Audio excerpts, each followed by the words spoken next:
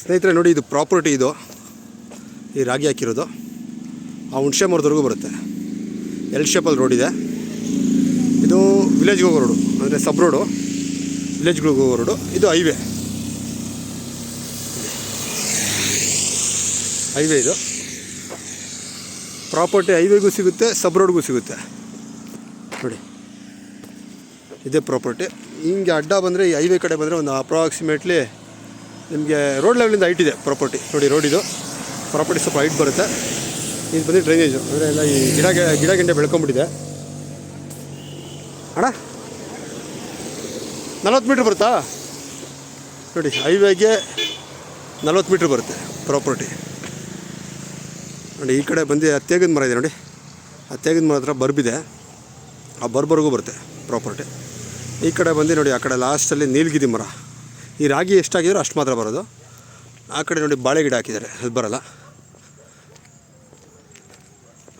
ನೋಡಿ, ಅದೇ ಹೇಳ ತೇಗಿನ ಮರದವರೆಗೂ ಬರುತ್ತೆ.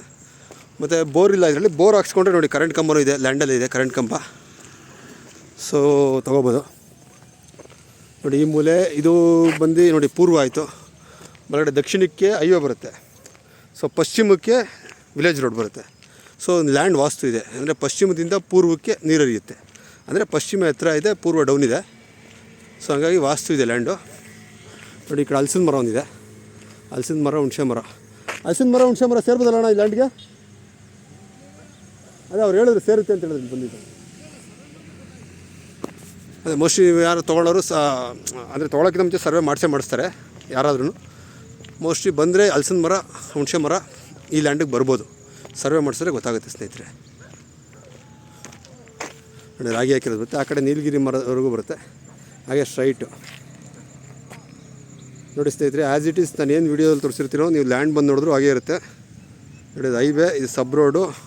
ನೋಡಿ, ಮುಂದೆ ವಿಲೇಜ್ಗಳಿದೆ, ಅಂದರೆ ಅಂಗಡಿಗಳು ಅವೆಲ್ಲ. ಹೈವೇ ಇರೋದ್ರಿಂದ ಎಲ್ಲ ಕಮರ್ಷಿಯಲ್ ಅಂಗಡಿಗಳೇ ಇರ್ತವೆ, ಈ ಹಾರ್ಡ್ವೇರ್ಸು ಅವೆಲ್ಲ. 96 ಸೆಂಟ್ ಬರ್ತಿದೆ ಆ್ಯಕ್ಚುಲಿ. ಪ್ರೈಸೆಲ್ಲ ನಾನು ಮೆನ್ಷನ್ ಮಾಡ್ತೀನಿ. ಈ ಪ್ರೈಸ್ ಬಂದು ಅವರು ಟೋಟಲಾಗಿ ಬಂದು 2 CR ಹೇಳ್ತಾಯಿದ್ದಾರೆ, 2 ಕೋಟಿ ಹೇಳ್ತಾಯಿದ್ದಾರೆ. ಈ 96 ಸೆಂಟು ಅಂದರೆ 1 ಎಕರೆಗೆ 4 ಸೆಂಟ್ ಕಡಿಮೆ ಬರುತ್ತೆ. ಇಂಟ್ರೆಸ್ಟ್ ಅವರು ಕಾಲ್ ಮಾಡಿ ಸ್ನೇಹಿತರೆ.